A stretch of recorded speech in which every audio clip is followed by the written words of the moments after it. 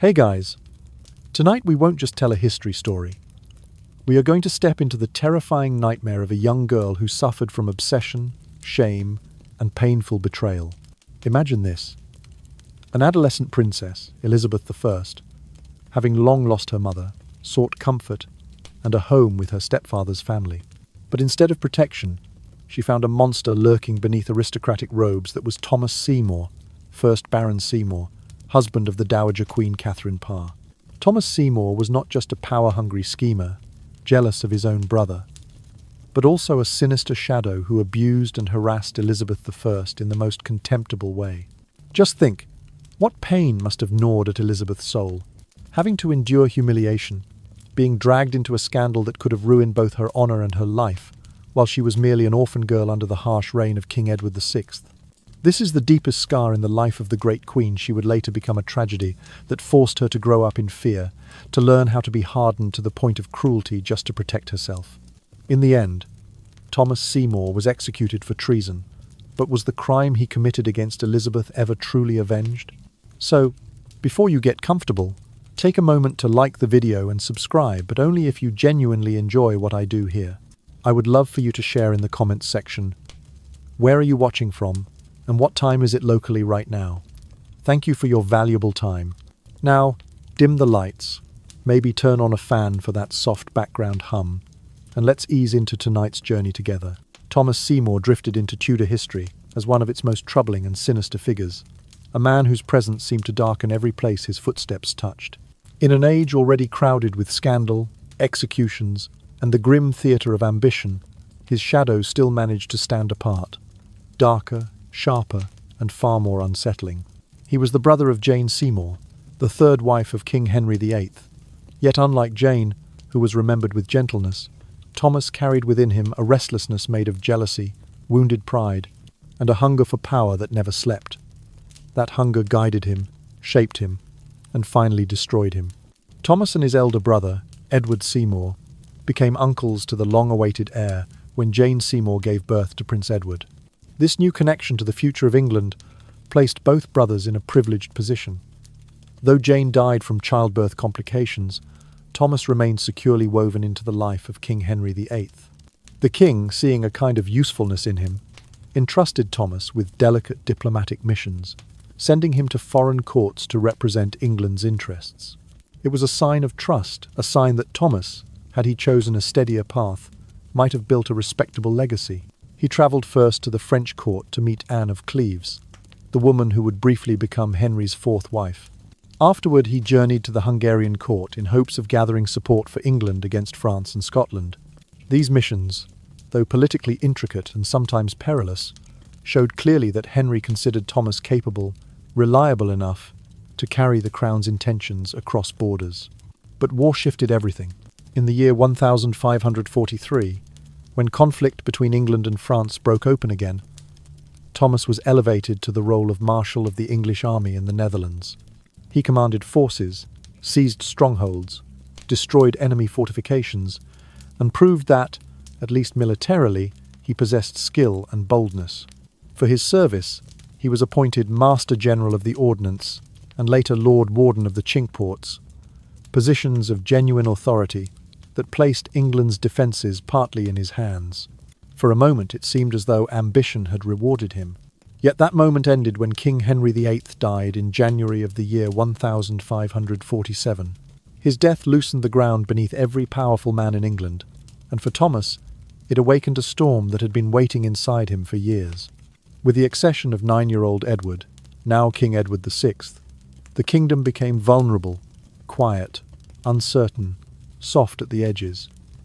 Thomas saw in that softness an opportunity. The young king was orphaned, alone, and formally incapable of ruling.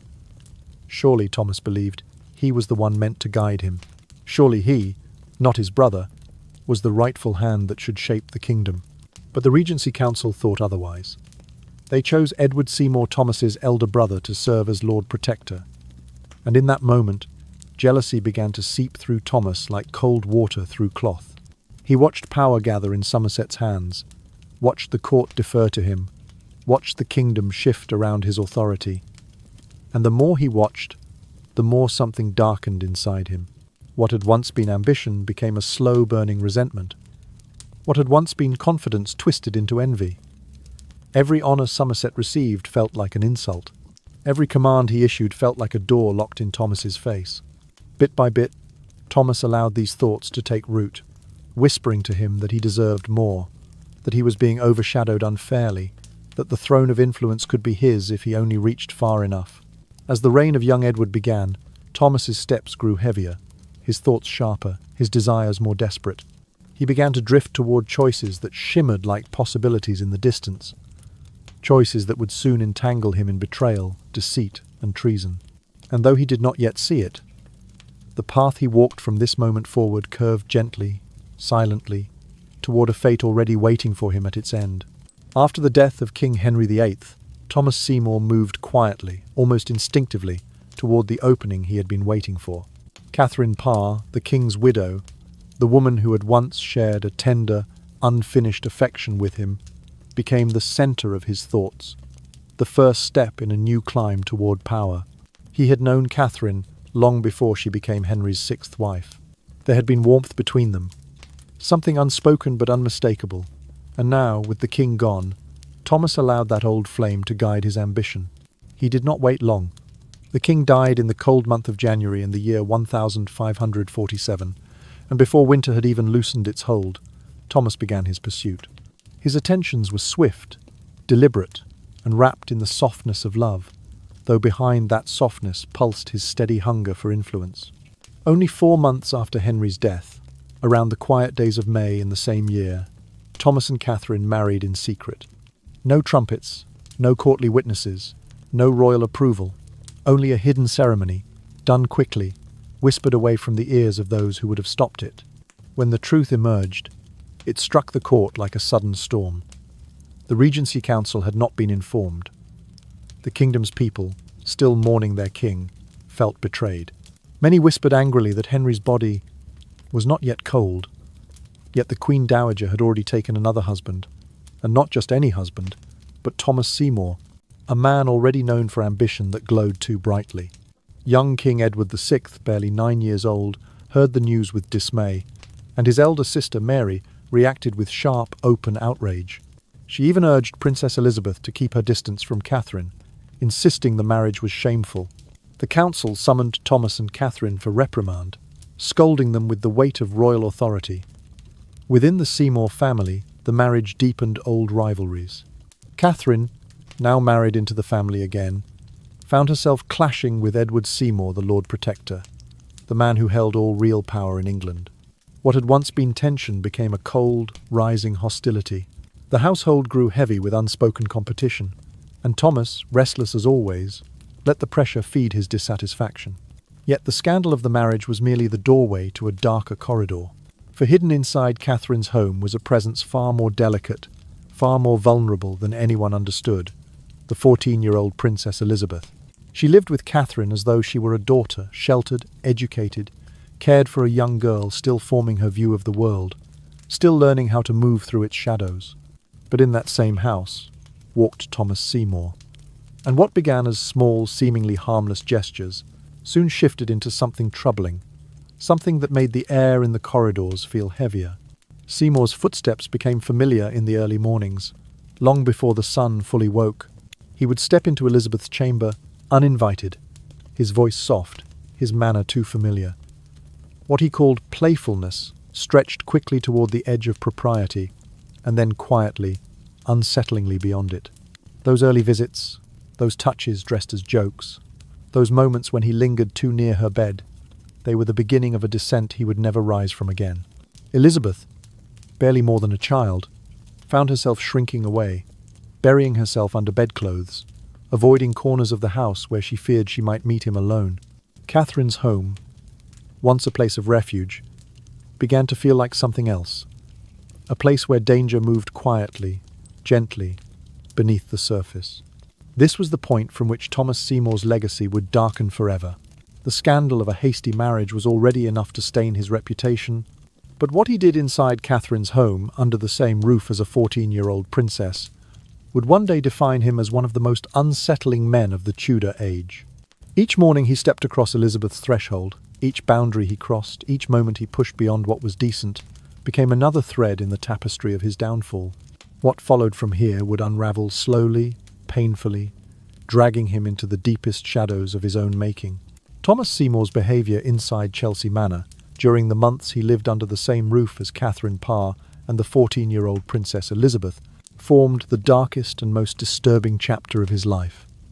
What happened there unfolded slowly, quietly, in the soft hours of early morning, yet each small act carried a weight that history would never forget. Many witnesses later gave their accounts, but none more clearly than Kat Ashley, Elizabeth's devoted governess, who watched with rising dread as Thomas crossed line after line.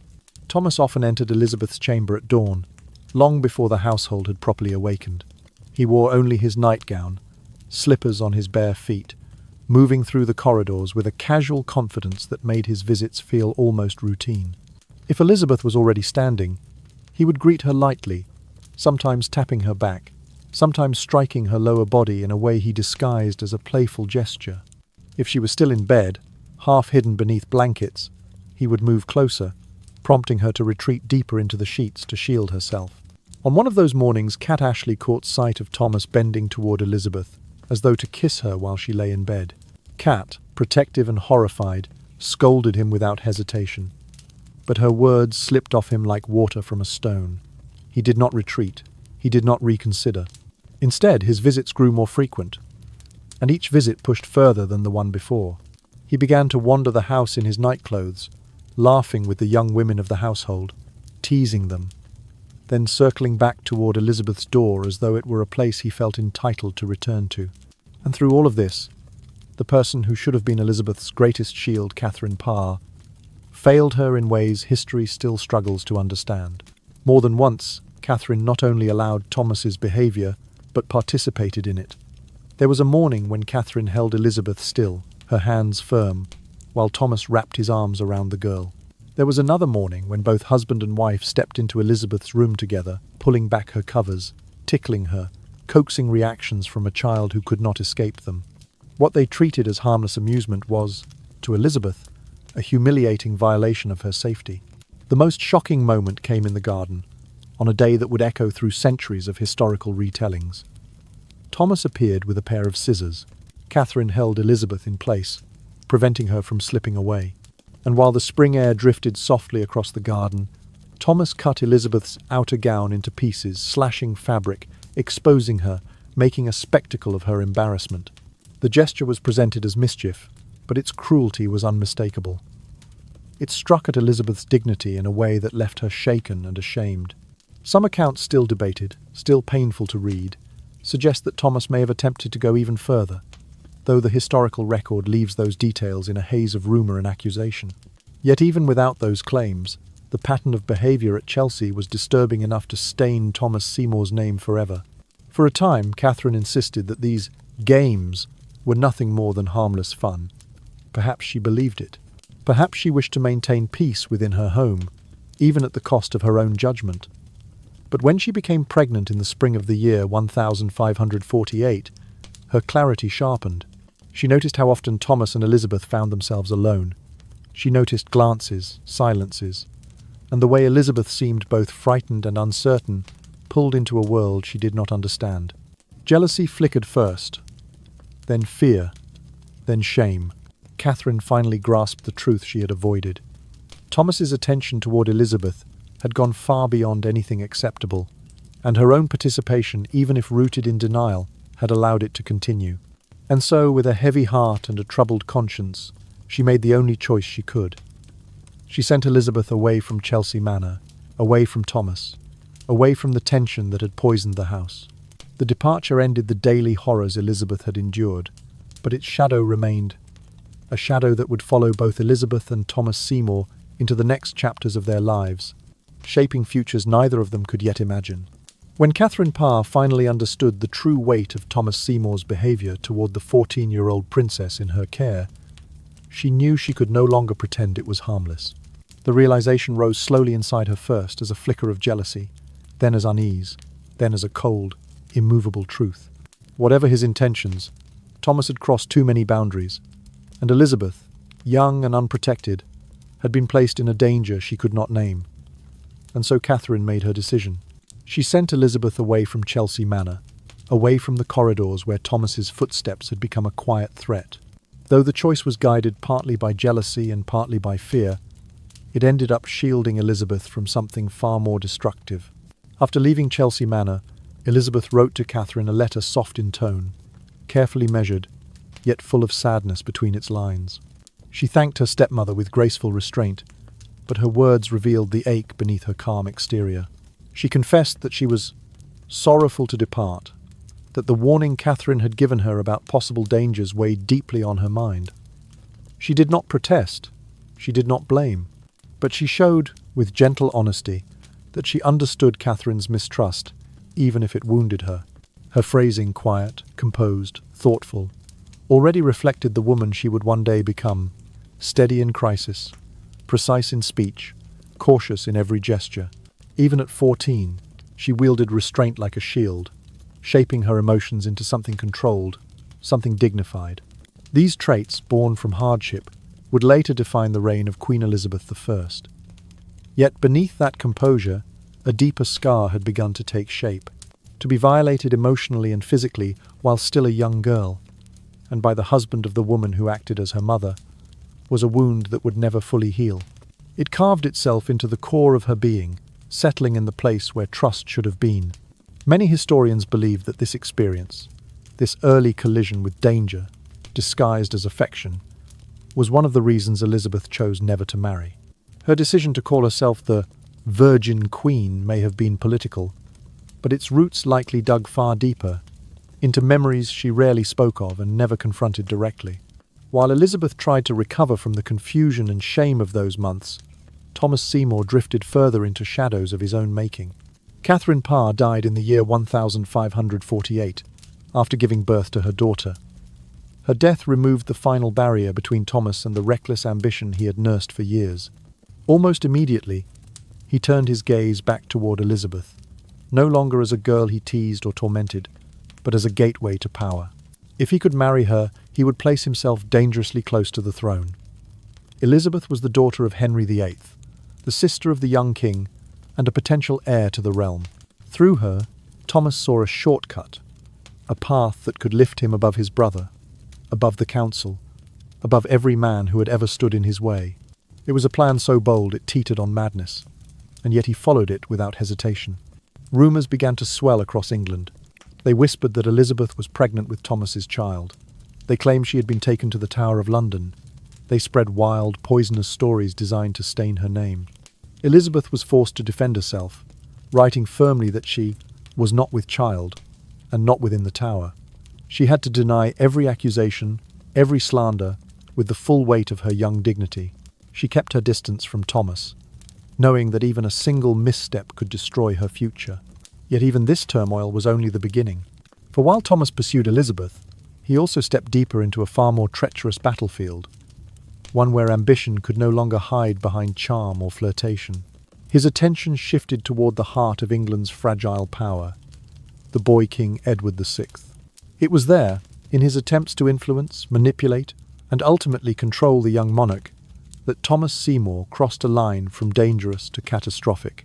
He had already harmed a young princess. Now, he was marching toward the throne itself and toward the doom that awaited him there.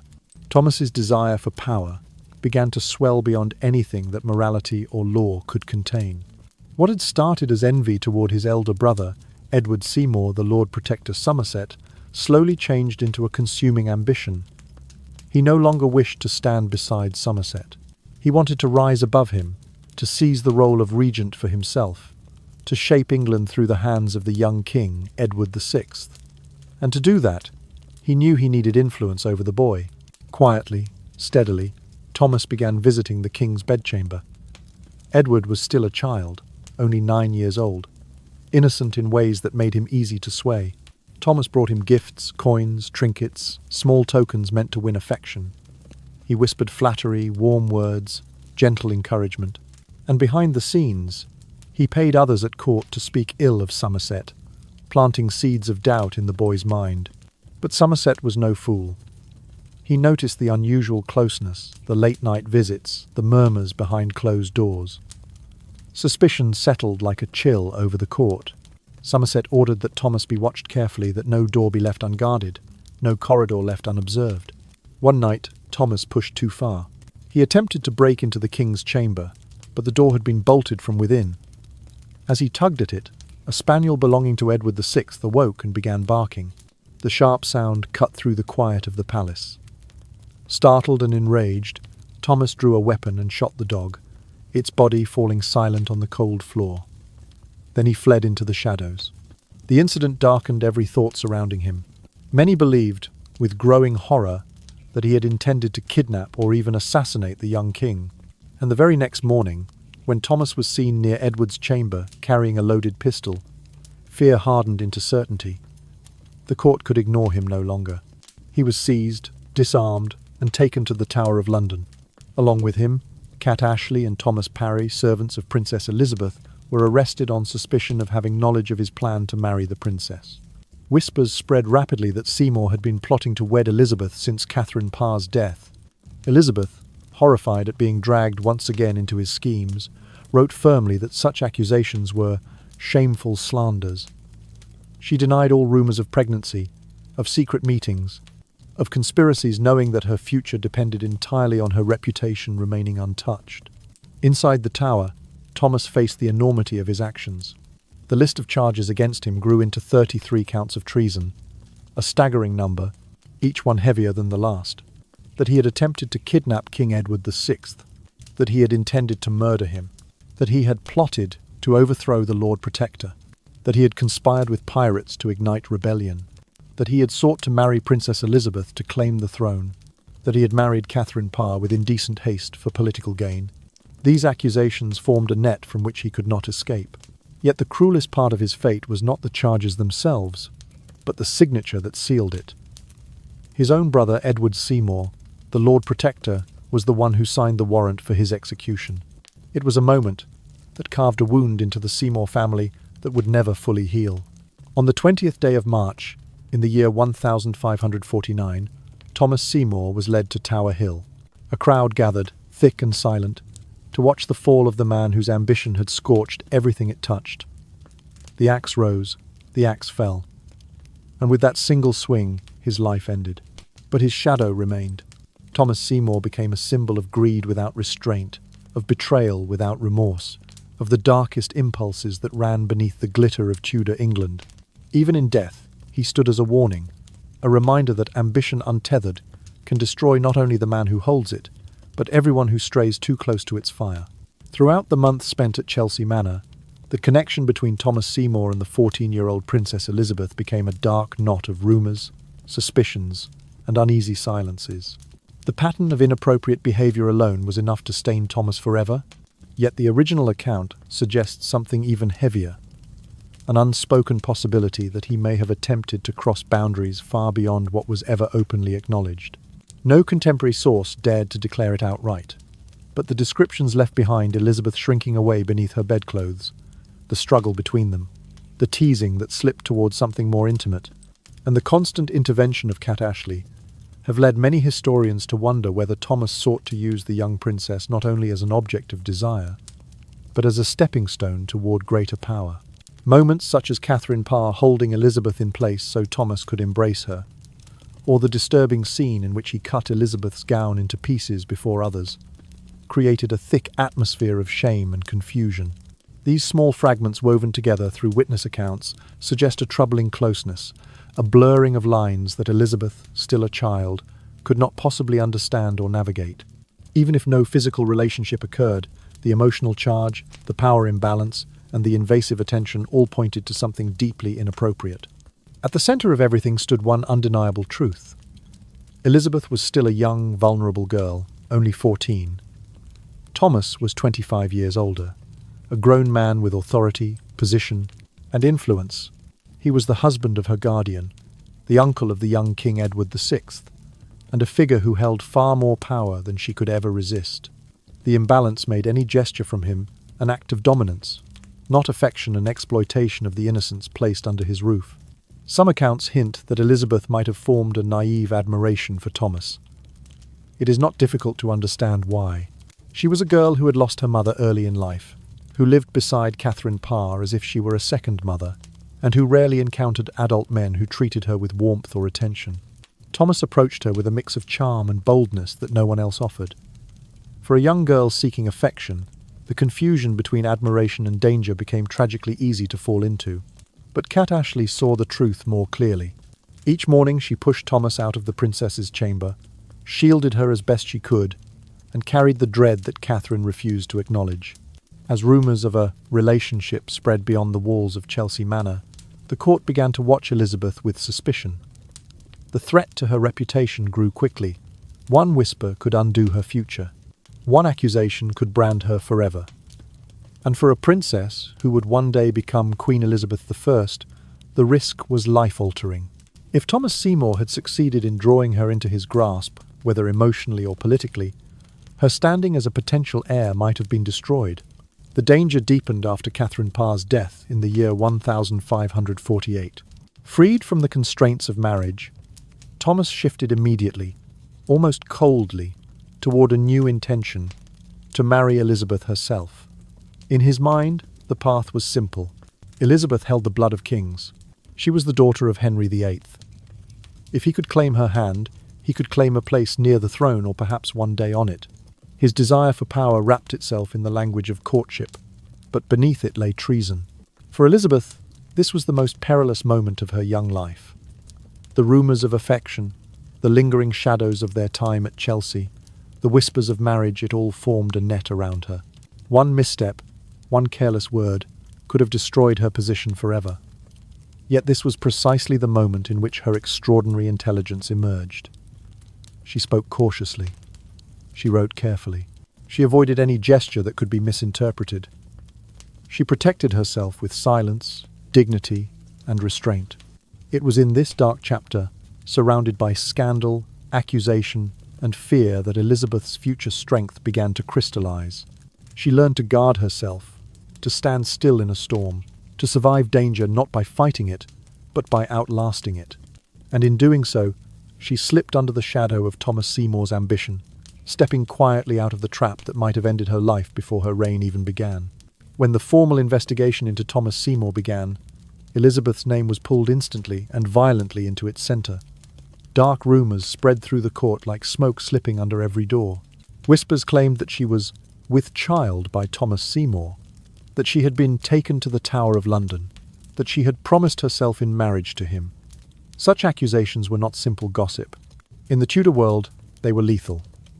A stain on her reputation could unravel her future, destroy her claim, and even place her life in danger. The Tudor court had no patience for uncertainty, especially when it involved succession and treason.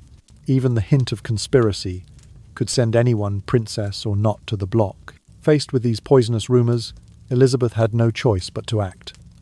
She wrote a letter to the Regency Council, addressing the accusations directly. In her calm, deliberate handwriting, she declared the stories to be slanders, vile falsehoods meant to drag her name into the mud. She insisted that she was clean and healthy, not pregnant, not hidden away, not involved in any promise of marriage. She requested the right to appear before the council, to show her face, her composure, her truth. It was a bold decision for a girl of 14 or 15, but it was also brilliant. By confronting the accusations head-on, Elizabeth separated herself from Thomas Seymour completely, drawing a firm boundary between his recklessness and her innocence. Her clarity stunned many who later reflected on this moment. For someone so young, Elizabeth displayed a depth of political instinct that few adults possessed. The months at Chelsea Manor, filled with confusion, fear, and the need to stay constantly alert, had taught her far more than etiquette and languages. They had taught her how to survive in a world where a woman's safety and honour could vanish in an instant. She learned to guard her words, her expressions, her alliances. She learned that silence could be as powerful as speech, and that dignity was a shield stronger than steel. Meanwhile, the investigation widened. Cat Ashley, who had witnessed nearly every troubling moment between Seymour and the princess, was arrested and questioned. Thomas Parry, the head of Elizabeth's household, was taken as well. Their detainment sent a chilling message. No one connected to Seymour was safe. Elizabeth stood alone at the centre of suspicion, watched from all sides, judged by every whisper.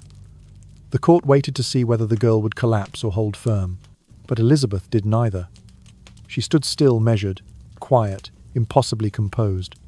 She refused to condemn Seymour outright, knowing that her words could be twisted into accusations against her. Yet she refused, too, to defend him. With each letter, each answer, each carefully chosen phrase, she wove herself out of danger thread by thread. She practiced the very style of rule she would later use throughout her 45 years as queen.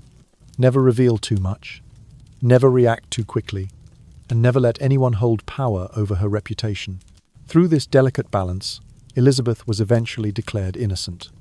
Her name, though bruised by rumour, was not broken. Her position remained intact, but the emotional wound, the deep, private scar left by Seymour's behaviour, stayed with her. What she endured in those years shaped her deeply. It taught her not to trust easily. It taught her that affection could be a trap. It taught her that men in power could use the innocence of a girl as a ladder toward their own ambitions. For Elizabeth, the nightmare slowly began to fade. But for Thomas Seymour, it was only the beginning of a descent that would swallow him whole. His jealousy, his recklessness, and his desire to control the young king would soon push him toward decisions far more catastrophic than anything he had done at Chelsea Manor. The path ahead of him grew darker, narrower, and far more dangerous, and every step he took would carry him closer to the tragedy that waited for him at its end. Thomas Seymour's troubles with Princess Elizabeth were only one strand of a far larger and darker web. His true target had always been King Edward VI, the young, impressionable boy who held the crown. As long as Edward lived, and as long as Edward's elder uncle, Edward Seymour, carried the title of Lord Protector, Thomas remained locked in fury. Day after day, as Somerset governed England, Thomas's jealousy swelled, tightening around him like a slow, suffocating coil. He watched his brother wield authority he craved, and the longing inside him grew into something desperate, something reckless, something that no longer cared for consequence. Thomas began his pursuit of power in the gentlest of disguises. He approached the young king with gifts, coins, trinkets, small comforts that made a child feel favoured and admired. He whispered soft compliments, told stories that flattered Edward's youth and stirred thoughts of independence. While the king listened with innocent ears, Thomas quietly planted seeds of doubt. He tried to persuade the boy that Somerset was taking too much power, that he, Edward, should distrust the uncle who led the kingdom in his name.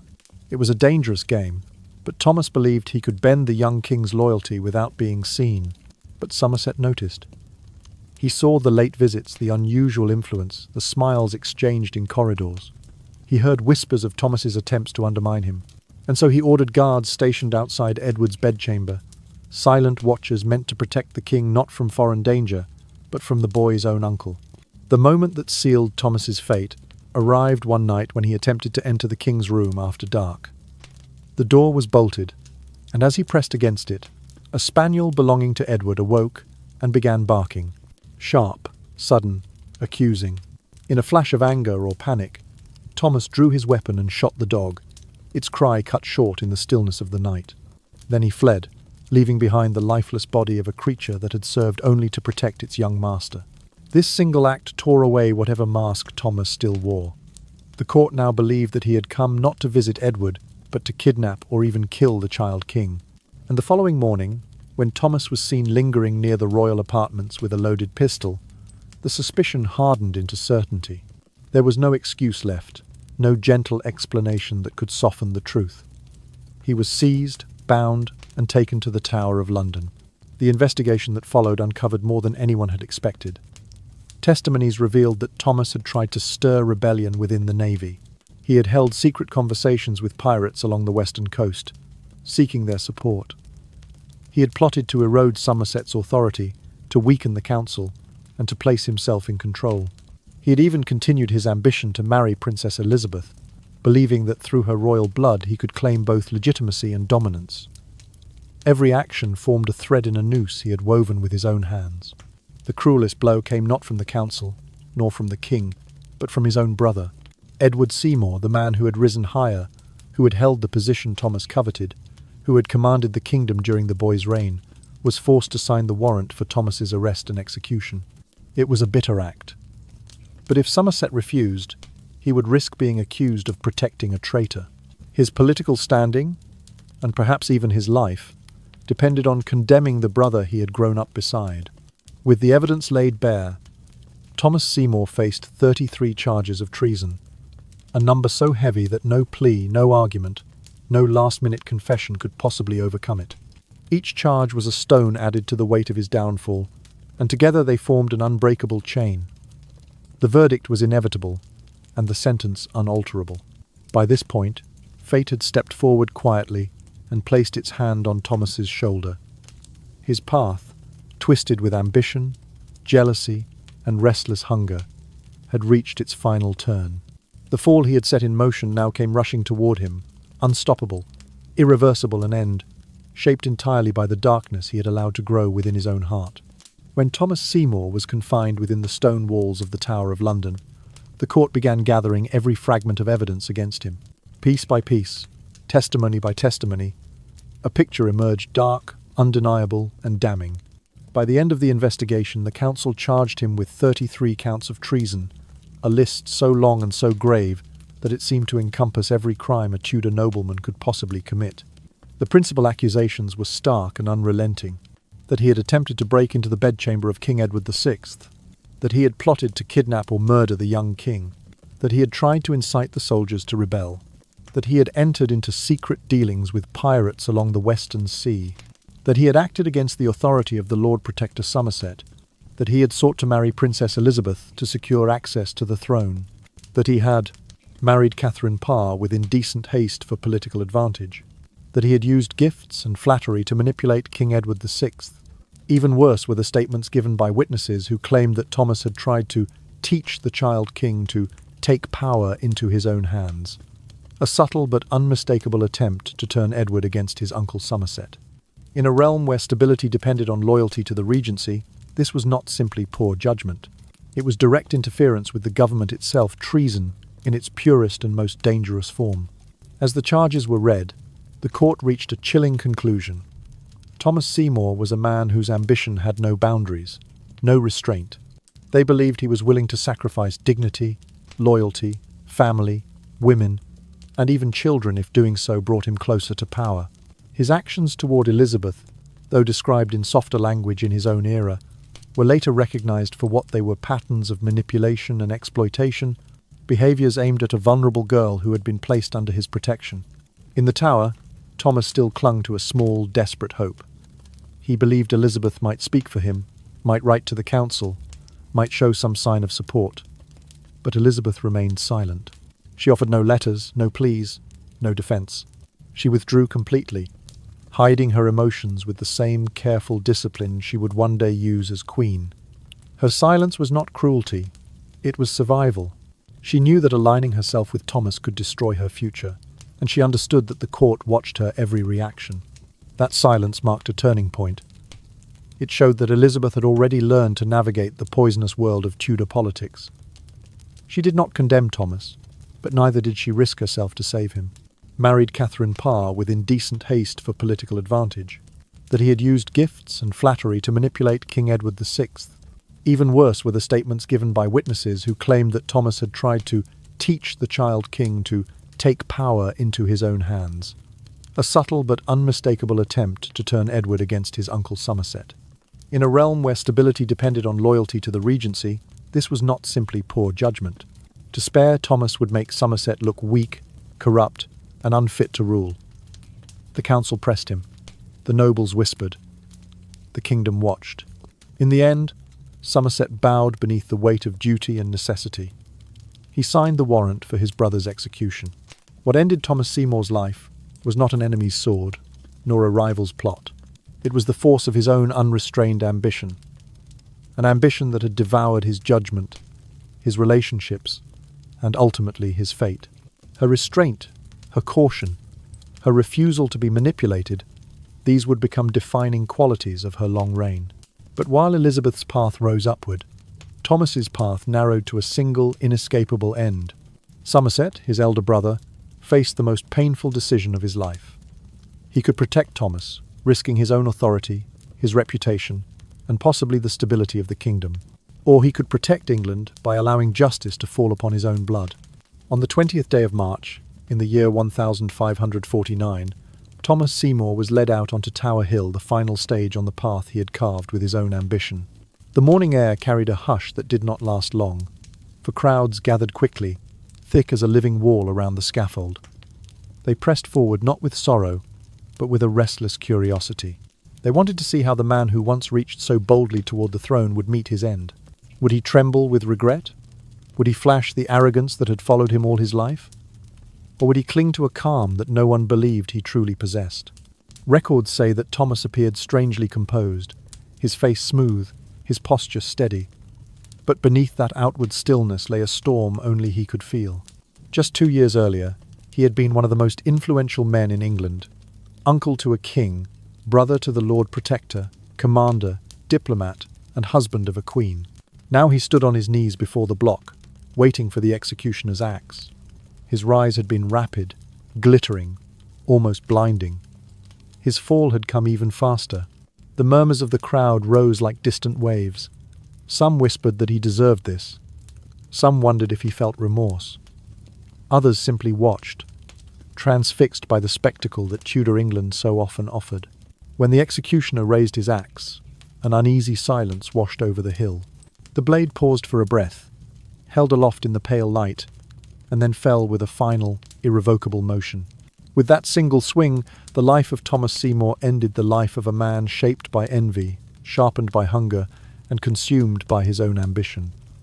But the consequences of his actions did not die with him. They drifted outward, lingering long after his body was carried away. Princess Elizabeth carried the scar of his behaviour for the rest of her life. What she endured at Chelsea Manor, confusion, fear, violation, shame, carved itself into her memory and shaped her understanding of men, power, and trust. Many historians believe that her decision never to marry, her choice to become the Virgin Queen, grew partly from those wounds. His shadow followed her, not as a memory of affection, but as a reminder of danger. Danger wrapped in charm, clothed in authority, hidden behind a smile. For Edward Seymour, the Lord Protector, the consequences were equally heavy. Signing the death warrant of his own brother fractured his reputation. The nobles whispered that he had failed to control his family. Others accused him of cruelty. The image of fraternal betrayal clung to him, weakening the authority he tried so desperately to maintain. And in the years that followed, the political storm eventually turned on him as well. He too was arrested, condemned, and executed. He too died on Tower Hill. Two brothers, once powerful, once close to the heart of the kingdom, both destroyed by ambition, both executed at the same place, both offering a grim lesson about the dangers of reaching too far, too fiercely, in the Tudor world. The court itself suffered. Thomas's schemes deepened rifts already forming within the Regency Council. Distrust spread, loyalties shifted, factions hardened. The pursuit of power, so intoxicating to Thomas, left scars across the political landscape. It showed how quickly a single man's desire could unsettle an entire realm. To the people of England, Thomas Seymour became a symbol of three things: betrayal, misuse of power, and envy. He had been given everything a man of his time could wish, for status, respect, opportunity, military command, royal favour, and a place within the innermost circle of monarchy. But he wanted more, much more. He wanted influence over a king, marriage to a princess, control over the kingdom. He wanted, in quiet corners of his mind, the crown itself. And the crown had no mercy for men who reached for it without right. After his death, the whispers faded into a sober truth. Thomas Seymour's legacy was not a list of victories, nor acts of service, nor diplomatic triumphs. It was a shadow, one of the darkest chapters in English history. A chapter where ambition twisted into obsession, where affection became manipulation, where guardianship turned into exploitation. A chapter where a man's hunger devoured everything around him, until at last it devoured him too.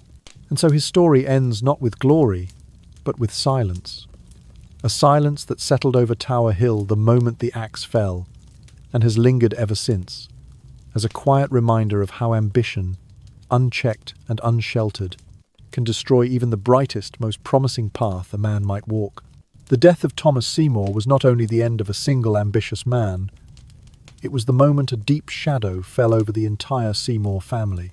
For years, the family had risen steadily, carried upward by the quiet dignity of Jane Seymour, the third wife of Henry VIII and the mother of Edward VI. Through her, the Seymours had touched the height of royal favour. But after Thomas's scandals, that height became a steep and dangerous cliff. One by one, their footholds slipped, and the family's reputation began to crumble. Edward Seymour, Duke of Somerset and Lord Protector of England, already lived beneath the wary eyes of the court. His power was immense, too immense for the comfort of many nobles.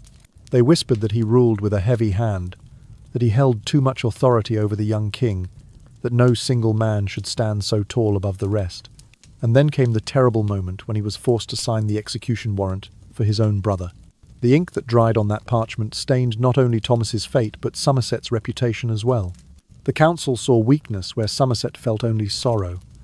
They murmured that he had acted too slowly, that he had allowed Thomas to run wild for too long, that he had failed to control his own family.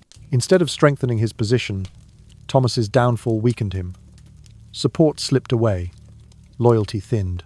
The nobles looked at Somerset not as a capable protector, but as a man divided by blood, a man unable to govern his household, let alone a kingdom. And the Seymour name, once bright, once honoured, became a symbol of discord. Thomas was remembered as a traitor, reckless and hungry for power. Somerset was remembered as a leader who lacked the resolve to prevent disaster. The brothers became two sides of a single tragedy, one burning with ambition, the other smothered by responsibility. Even after Thomas's execution, the chaos he left behind continued to ripple through the court. The plots he had nurtured, the whispers he had started, and the dangers he had stirred forced the council to create new rules, new precautions, new defences to protect the young King Edward VI from any further threats. What made the situation even more cruel was the way Thomas's betrayal became the perfect weapon for Somerset's enemies. They accused him of failing as a patriarch and failing as a protector of the realm. If he cannot rule his own blood, they said, how can he rule England? It was a slow, tightening snare, one that Somerset noticed too late. Isolation closed in around him, and the allies he once trusted began to drift away. A few years after Thomas was beheaded on Tower Hill, Somerset found himself walking the same dreadful path. He too was arrested. He too was taken to the Tower of London, and he too met his death beneath the executioner's axe. Two brothers, elevated by fortune, undone by ambition, both lost to the same cold stone and steel. Their fall became a lesson etched into the history of Tudor England.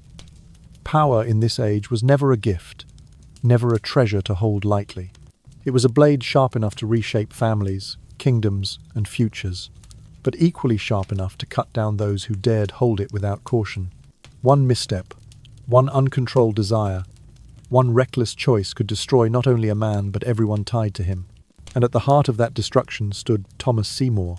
His hunger for influence, his reckless pursuit of authority, his willingness to manipulate, betray, and endanger these, were the sparks that ignited the ruin of an entire lineage.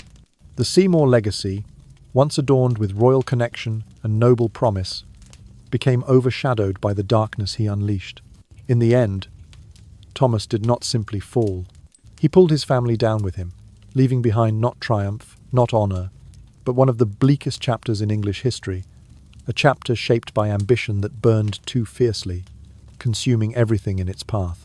Thomas Seymour's actions did not simply spark scandal in his own lifetime, they carved wounds into the inner world of Princess Elizabeth, wounds that would shape the future queen for the rest of her life. In the Tudor era, there were no proper words for concepts like child grooming or the abuse of a minor.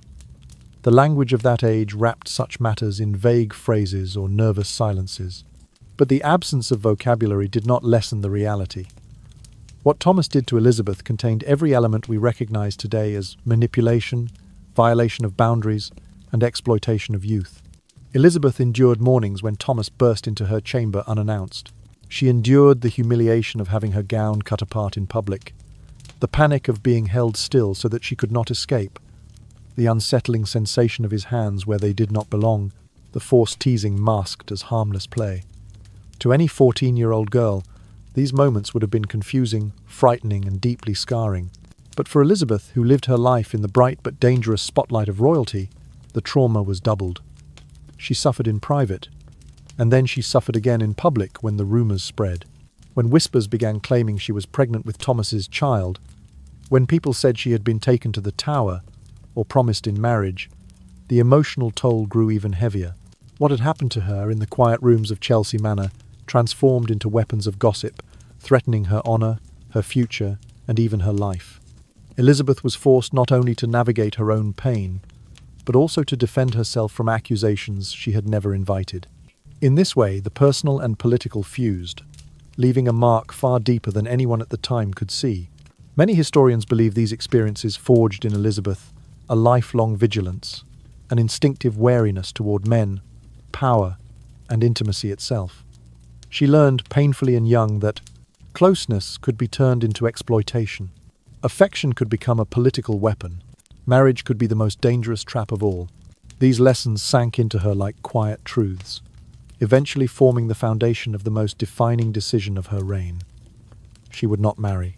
Becoming the Virgin Queen was not merely a political strategy, it was a shield. By refusing to wed, Elizabeth removed herself from the marriage alliances that had destroyed so many Tudor women before her. She denied foreign princes the chance to control her. She denied English nobles any hope of manipulating her through a husband. And, perhaps most importantly, she denied any man the power to wound her the way Thomas once had. But the trauma did not make Elizabeth fragile. It made her sharper, stronger, more perceptive. After the darkness of Chelsea Manor, she learned to speak with precision, to guard her words as carefully as her crown. She mastered silence, when to use it, when to let it protect her. She refused to reveal emotions that could be exploited. She became disciplined in the art of controlling her public image, knowing that the slightest misstep could summon another round of whispers. These skills became the armor she carried into every storm that followed. The Wyatt Rebellion, the dangerous years under her sister Mary I, the betrayals, plots, and fractures that shaped Tudor politics. By the time she ascended the throne, Elizabeth had already faced trials that would have broken others. Her childhood, though marked by fear and confusion, became her first lesson in survival. In time, this survival grew into mastery, and from mastery into one of the longest and most celebrated reigns in English history, 45 years of resilience, strategy, and unshakable composure. In a bitter twist of fate, Thomas Seymour, whether he understood it or not, played a part in creating that strength. His actions, cruel and selfish though they were, forced Elizabeth to develop the steel she would later need to rule a fractured nation. He taught her what danger looked like. He taught her how to shield herself. It made her sharper, stronger, more perceptive. After the darkness of Chelsea Manor, she learned to speak with precision, to guard her words as carefully as her crown. She mastered silence, when to use it, when to let it protect her. She refused to reveal emotions that could be exploited. She became disciplined in the art of controlling her public image, knowing that the slightest misstep could summon another round of whispers. In this story, Catherine Parr emerges as the most tragic figure of all. Gentle, educated, compassionate, yet undone not by enemies or politics, but by the very love she chose to trust.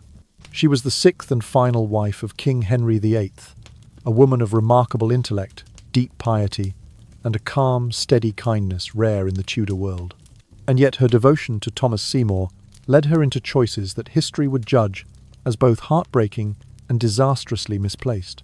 Long before she married the aging king, Catherine had cared for Thomas.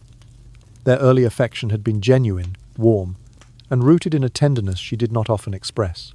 When Henry died in the January of the year 1547, Catherine turned instinctively back to Thomas, partly from lingering love, partly because Thomas knew exactly how to draw her in. Only 4 months later, by the May of that same year, the pair married in secret. It was a union forged quickly, too quickly, and it set the country whispering with shock and disapproval. People said the king was not yet cold, that Catherine had disgraced herself, that the Queen Dowager had acted with indecent haste. But the deeper tragedy lay not in the scandal, but in Catherine's blindness to the danger Thomas brought into her home. When Thomas began behaving inappropriately toward Princess Elizabeth, the girl Catherine loved and had treated as a daughter, Catherine brushed it aside as harmless play, a foolish jest, a bit of mischief. She did not yet see that the man she cherished had no boundaries, no restraint, and no understanding of the emotional harm he caused. In her desire to keep peace, to please the husband she had finally been allowed to choose for herself, she ignored signs that would later haunt her memory. As the spring of 1548 arrived and Catherine became pregnant, her strength began to fade. Pregnancy taxed her body, clouded her mind with exhaustion and worry. She could no longer confront Thomas's behavior with the firmness it demanded. Then, slowly, painfully, she began to notice a pattern. Elizabeth was not the only young girl who drew Thomas's attention. Lady Jane Grey, and other maidens who crossed his path, all seemed to become objects of his bold, inappropriate charm. It was then that Catherine felt the truth dawn over her, cold and terrible. Thomas had always been dangerous, and the danger had been inside her house. But the realization came too late. In the September of 1548, soon after giving birth to her daughter Mary Seymour, Catherine Parr died of childbed fever. She left behind a newborn child, a fractured household, and a husband who mourned her far less than she deserved. For scarcely had Catherine's body been laid to rest before Thomas turned again toward Elizabeth, pursuing her with a determination that stripped away any illusion that his affection for Catherine had ever been pure. To many historians, this was the final proof that Thomas had used Catherine as a bridge, a stepping stone toward greater power. Yet Catherine had not been a foolish woman. She had been one of the most educated queens England had ever seen, a writer, a patron of learning, a guiding force in Elizabeth's early education. She had been kind, thoughtful, and sensitive. But intelligence was no shield against the vulnerabilities of love. Catherine loved Thomas, with a softness that left her unguarded, and in that vulnerability she made choices that allowed harm to grow unchecked. Her story stands as one of the Tudor era's most delicate warnings that even the brightest minds can be clouded when affection blurs judgment, when devotion blinds one to danger, when the heart outruns the wisdom of experience. In an age where love so often brushed shoulders with death, Catherine Parr's fate shows how perilous it was to love the wrong man in the wrong time. She died a queen, a scholar, a mother, but also a woman betrayed. A woman who deserved better than the man she trusted.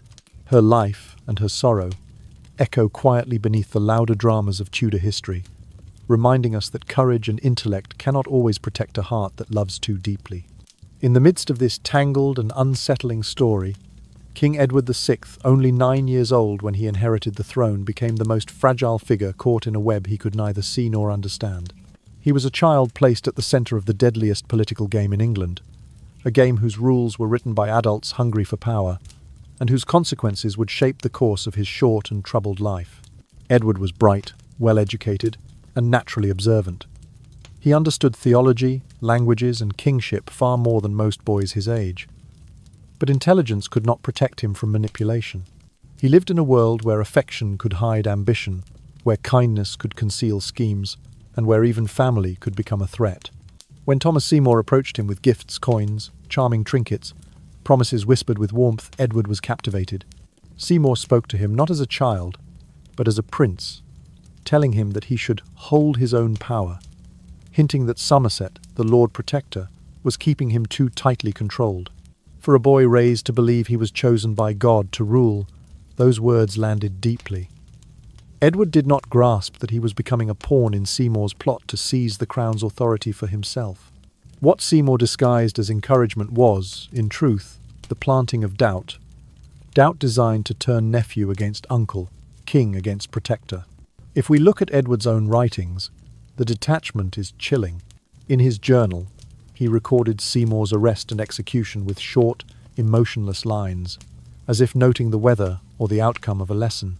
Such coldness suggests not understanding, but confusion, a child unable to comprehend why the uncle who had been affectionate one moment was condemned the next. The night Seymour tried to break into Edward's bedchamber marked a turning point. When Seymour shot the spaniel that guarded the king, a loyal dog Edward adored, It left a wound deeper than the court ever acknowledged. To a 9-year-old child, that dog was not simply an animal. It was comfort, companionship, protection. For Seymour to kill it so ruthlessly, in the darkness outside his door, was a moment likely to leave a lasting shadow. Many historians believe the incident lodged itself in Edward's memory, shaping his sense of danger and distrust. But the shock did not end there. Seymour's execution in the year 1549 was only the beginning of the turmoil that surrounded Edward's youth. Soon after, his other uncle Edward Seymour, Duke of Somerset, fell from power, arrested, condemned, and executed on Tower Hill, just as Thomas had been. In the span of only a few years, Edward watched both maternal uncles die by the axe, both accused of treason, both disgraced before the kingdom. The Seymour name, once the symbol of the family that had given England a male heir, became associated with ambition, betrayal, and internal destruction. And Edward, quiet and observant, absorbed it all. He grew up in a world where adults threatened each other for influence, where power shifted violently, and where loyalty was a fragile illusion. The walls of the royal household were filled with tension, with whispers behind closed doors, with sudden arrests and quiet executions. It was a place where titles meant nothing when fear took hold. And in that environment, Edward learned to see the world not through trust, but through caution. By the time the young king began to take a more active role in government, those early lessons had hardened him. He became stricter, more rigid in belief, and at times surprisingly cold. The bright, thoughtful child grew into a ruler shaped by instability, one who understood the dangers of dissent and the fragility of order, because he had seen his own family torn apart by ambition. Edward VI's story reveals a tragic truth about Tudor politics, that the hunger for power did not harm only the schemers and plotters. It wounded the children who lived among them. It left emotional scars no one recorded, shaping lives in ways history could only infer.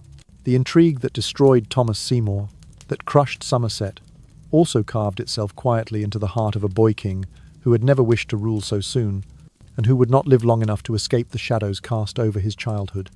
In the final arc of this story, Thomas Seymour stands revealed as one of the clearest villains of the Tudor age, a man whose path was not shaped by ideology, nor by injustice, nor by political conviction, but by pure, unfiltered personal ambition. Unlike rebels who rose in the name of reform, or those who fought out of desperation, Thomas pursued power for its own sake. He wanted influence not to steer England toward a vision, but simply to possess authority, to rise above everyone around him, and to bend the kingdom to his will. His legacy can be understood through 3 haunting dimensions, each one a shadow that stretched far beyond his death. First, the abuse of personal power. Thomas's behavior toward Princess Elizabeth remains the most disturbing and unforgivable chapter of his life. What he inflicted upon the 14-year-old princess was not merely scandal, it was a profound violation of trust, dignity, and safety. The mornings he intruded into her chamber, the humiliating scene in which he cut her gown into pieces, the unwanted physical contact, the teasing disguised as affection, all of it left scars that followed Elizabeth into adulthood. For the woman who would later become Queen Elizabeth I, these memories formed a quiet ache beneath her strength, shaping her wariness, her emotional caution, and her refusal ever to marry. Through his actions, Thomas altered not only Elizabeth's childhood, but the entire future of the English monarchy. Second, betrayal on every front. Thomas Seymour betrayed everyone who placed trust in him. He betrayed the young king he was supposed to protect, turning his influence into a weapon, whispering doubts into his mind, and eventually attempting to breach the royal bedchamber at night. He betrayed the crown by conspiring against the Regency Council, aligning with sailors and even pirates in the West. He betrayed his own brother, Edward Seymour, Duke of Somerset, undermining him while pretending loyalty, and he betrayed Catherine Parr, the woman who had loved him with rare sincerity. Catherine defended him, trusted him, and ignored her own instincts for his sake, only to discover his intentions had been rooted not in love, but in advantage. Third, blind, devouring ambition. Thomas's hunger for power grew wild and uncontrollable. He married Catherine Parr a mere 4 months after the death of Henry VIII. He tried to marry Princess Elizabeth after Catherine died. he showered Edward VI with gifts, hoping to manipulate the boy. He shot the king's dog and attempted to enter the king's chamber, actions that exposed the terrifying lengths he was willing to go. Each step he took moved him closer to treason, until the 33 charges against him, 33 counts of treason, became the final measure of how far he had fallen. His execution did not erase his presence from history. Instead, it transformed him into a symbol, a warning of how a man's unchecked desires can warp his conscience, corrode his loyalty, and poison every life around him. The collapse of the Seymour family, the emotional wounds borne by Elizabeth, the heartbreak of Catherine Parr, the shaken trust of young Edward VI, all of it can be traced back to Thomas's relentless pursuit of power. He was a storm contained within one man, and wherever he went, he left ruin behind him. The Tudor period was filled with dangerous figures, schemers, plotters, ruthless statesmen. But Thomas Seymour stands apart because the threat he posed did not arise from brilliance or strategic genius. It arose from desire, impulse, and bottomless ambition. These traits, uncontrolled and unchecked, made him unpredictable, reckless, and profoundly destructive. And so he remains one of the most unsettling villains of the Tudor era. Not the cleverest, not the most powerful, but perhaps the most dangerously driven.